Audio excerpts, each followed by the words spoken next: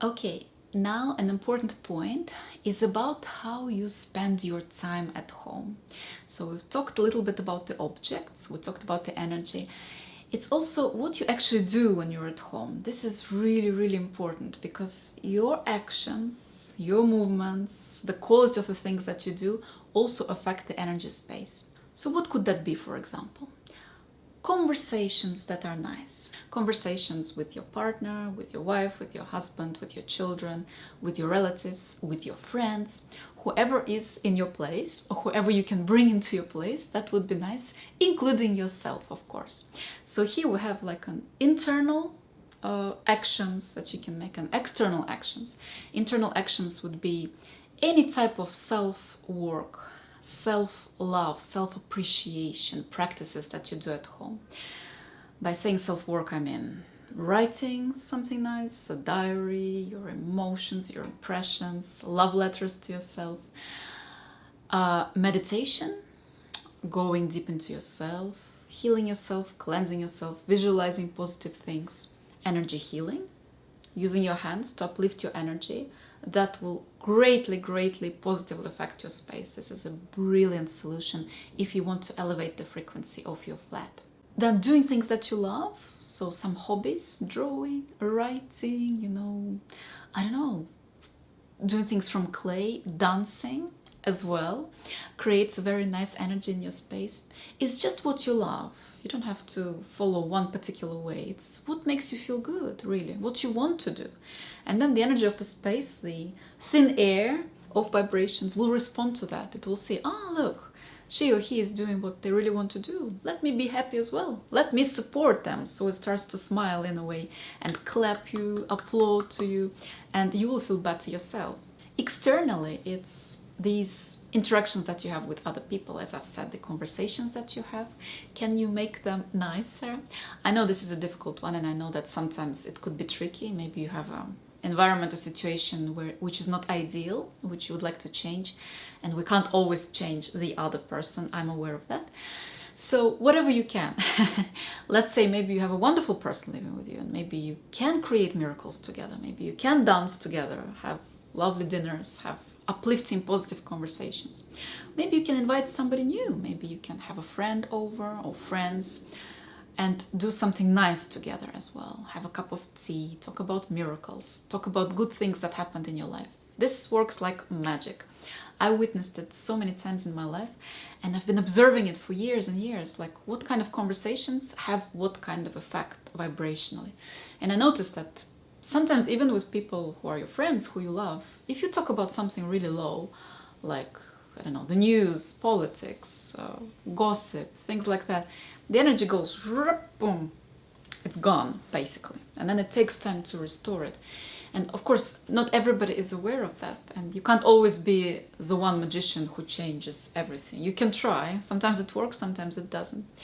But then if you invite people and you talk about some really nice things, and maybe you play a game or something together, maybe you say nice things to each other, you share positive experiences, you bring the energy up.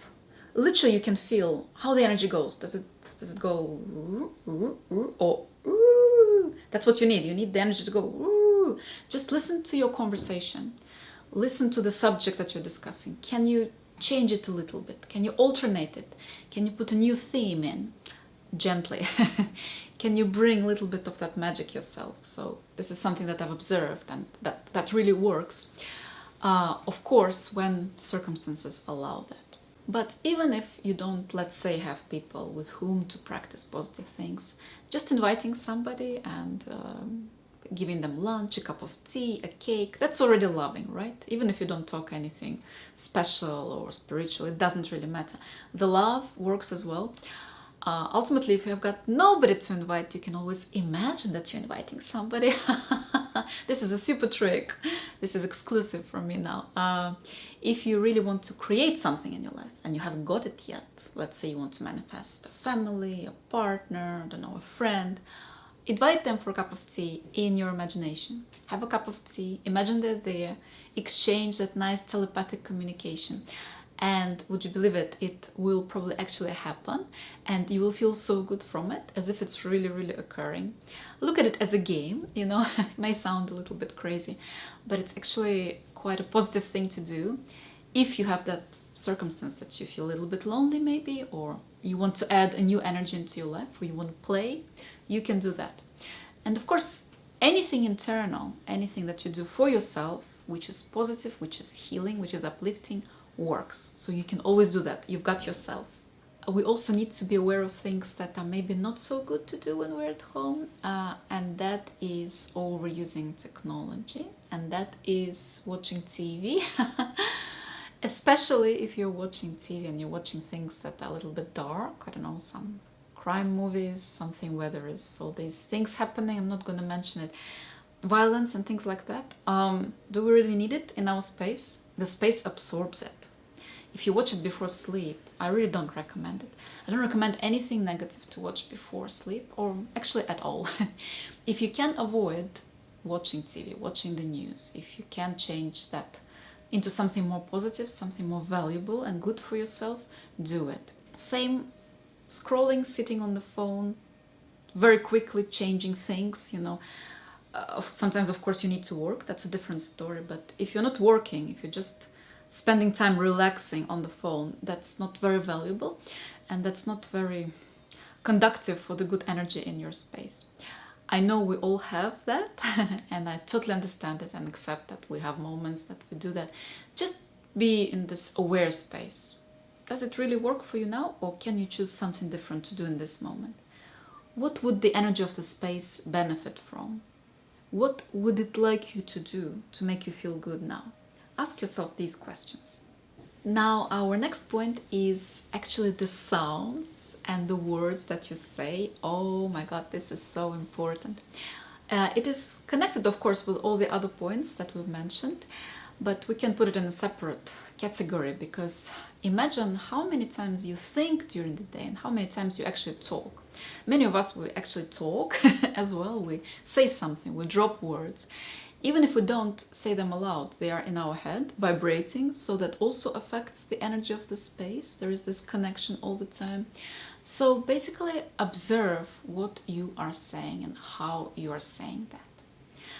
Notice if you can say something differently, if what you say is matching the vibration that you would like to have in your life. Is it loving enough? Is it sweet enough? Is it grateful enough? Is it magical enough? What can you say? What can you sing? What can you whisper that is great? And it is a little bit of discipline, right? It takes a little bit of practice, because sometimes we go into that mode when we're like, oh, I need to do this, I need to do that. Of course, we have busy lives. I totally understand it. But just observe. Can you maybe, within all that, can you spend some moments saying nice words? For example, oh, I love my space. I enjoy the current moment. I feel so good now. Thank you, the universe, for bringing me all this beauty now. As I'm saying it now, I notice myself right now that my space starts to change, I swear. I notice that there is this different vibration in the air, almost like everything is turning to me and is responding. And I'm very energy sensitive, and I've been working with energy for a long time. So this is true, this is real. Try that. And try that with your heart, and try that from the depth of your soul. And try and put this really, really nice energy, the best ingredient that you can think of, into your space now. Of course, that concerns as well the words that you say to other people. How often do you tell others that you love them? How often you wish them well? How often you say things from the heart and energetically real, not just to say it, but, you know, when you kiss your loved one, before they go, you can hug them, you can touch them, you can say it more, even more lovingly. You can really mean it, you know, say it properly from your heart. That changes the frequency of the space too. The music that you play, so if you play nice high frequency music, doesn't have to be spiritual music as such. It can be the music that you love, that is important for you, that resonates with your heart. Do that. Well, you know that anyway already, but you know, on a day that you feel that the energy goes a bit down, you can always play your favorite song, your favorite album, and just notice how the energy changes with that. So play around different songs and see how they affect the energy of your space. And of course, sound healing works as well. If you're into sound healing, or you don't have to be so much into it, you can just get yourself something like chimes or maybe Tibetan bowl, and you can play with the sounds. That could be really, really nice for the space. You can go around your flat playing some sort of an instrument or just making a little bit of sounds. You can actually make it with your own mouth as well. You can create sounds that are healing and uplifting. If you don't know how to use an external instrument, for example, you can just sing something yourself. It could be sounds, it could be spontaneous, intuitive sounds that will change the energy of your space. That works as well. I noticed that every time that I work with my clients, when I use my own voice, for example, in a healing way, so I'll have a healing session, and sometimes I use vibrations to uplift the energy of that person, to heal them. That really, really changes the energy of the space. So words can be sounds, but words can be also written. This is another trick that you can use. Writing high frequency words in your space. This is one of my favorite things as well. I think I became a little bit of an expert on that just by doing it for so long, for so many years, and placing the high frequency words everywhere where I can find, including my own body, not tattoos, but writing notes and putting it somewhere on my body and just connecting with it. I love words, I love good words, I love magical words, and I noticed that they really change the space. For example, you can put a nice affirmation on a piece of paper saying, "I'm the queen of the universe," or "Only miracles come to me today," and put it somewhere visible in your space. So you put it on your wardrobe, for example. When you wake up, the first thing you see is that you are the king or the queen of the universe. You go to your bathroom and it tells you, "I adore you. Let magic come to you today." For example, you go to the kitchen and your cupboard says, "You are healed now." All these things. Choose your own vibrations, choose your own words, choose whatever you would like to work on, and be creative with it. You can put it everywhere. One of my favorite techniques as well, okay, I'll share with you as well. In your wardrobe, between your clothes, on a shelf, when you have your clothes like this, put your wishes there. Put things that you would like to manifest. For example, "I attract a beautiful partner this year." "I receive a big sum of money next year." Or "I'm healthy and happy at all times." Whatever you want to do, put it on small pieces of paper, tiny ones. You can charge them with your hands before that, and then put it inside of your clothes somewhere. And keep them there. Keep them there, because then they will start to soak into your clothes, and then when you wear these clothes, you begin to soak into those wishes. So practically you become one with that you would like to create in your life. This is a really magical practice. It is very sacred, and you will notice that you connect really with the depth of your wishes, and you will also feel how this energy emanates and how it goes into your clothes. So it has a positive effect in many ways. You will enjoy this practice yourself. So I really recommend for you to try it. Now, this point is my favorite one. Yet so many ones are my favorite, but this one is the favorite because it has to do with energy healing. And energy healing is great. I've been practicing energy healing for over 15 years, very actively, almost every day, having lots of clients, and also practicing with myself, practicing with the trees, with the objects, with my hands. I developed the technique called energy creation, which is my technique, and I like teaching it and sharing it with people. You can use the energy of your hands for your space. This is very easy. People talk about having people come in, cleansing your space. You're the one who can cleanse your space. You're that person. You've got the hands. You've got the energy. All you need to do is to believe that you can do it, trust yourself, trust your hands, and actually do it. Not just think about it, but actually sit down, generate the energy between your hands, walk around, and heal your space. So how do you do that? You spend some time focusing on the energy between your hands, charging your hands like that. until the energy starts to appear between them. You can have the intention of cleansing your space. So for example, I'm asking the higher energy to come now between my hands and to help me elevate the energy of my space. You can say it, you can feel it. The moment you have that intention, the energy is here, it's between your hands. It's like the light. It's almost like you're taking the sponge, but the sponge is invisible, it's energetic, and you're going to clear your space. And then it's very simple, trust me, it's so simple. You just take that energy, and for example, you need to clear a part. For example, I need to clear this table and the energy around this table. You just take your hand and you use the motions that are cleansing. Just like that.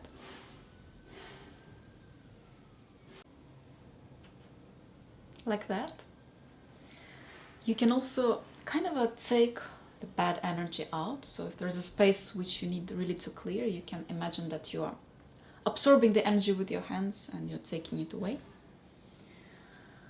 So let's say that you maybe had a situation at home or something at home which is not of that high energy. Maybe you had an argument, maybe somebody came who you didn't want to have at home. That can happen. Maybe it just reminds you of something unpleasant. You can work with that part. You can work with that place in your house, and then you can elevate that energy. You can also look now. You can take your hands, take the energy, and you can uplift it. Literally bring it up. It's literal. It's just the movement exactly corresponds with the effect that we're going to create. So you're moving your hands, taking the energy and bringing it up. Just like that.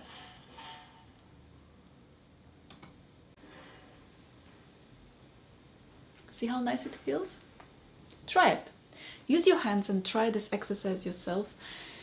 One thing is watching me doing it, another thing is doing it yourself, but please give it time.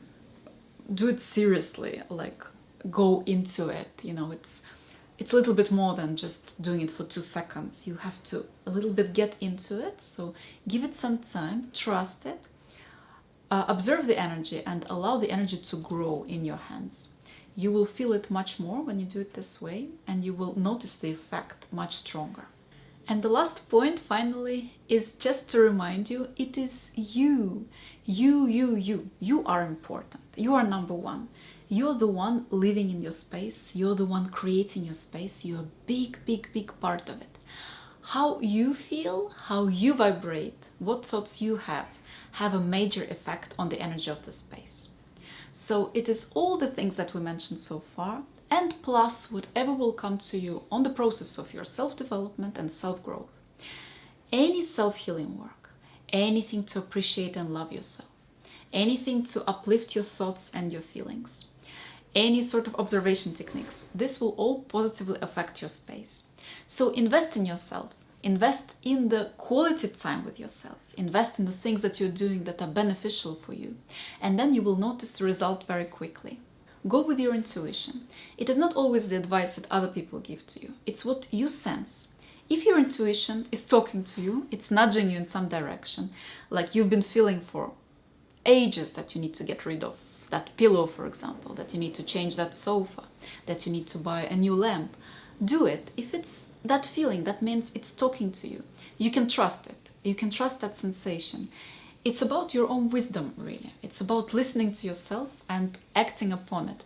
So, in a way, you're already magically interacting with your space. You're already magically creating it. It's all about just listening and acting upon it. So with that, I wish you all the best. I wish you to live in a castle, whether it's a very small one or a big one, but a castle full of light, full of love and joy. And I wish you that you always have beautiful people around you, beautiful energies that you deserve, beautiful objects and situations. Please share this video as much as you can. It would be nice to spread this energy around if you liked it. And I'm looking forward to seeing you at my meditation classes. Every Tuesday we have online meditation and energy work. If you want to get into this world, you're very welcome to join us, because very quickly you'll become aware of the vibrations, of that power within you, and that's a very easy way to practice. So thank you very much, have a lovely day, and see you soon.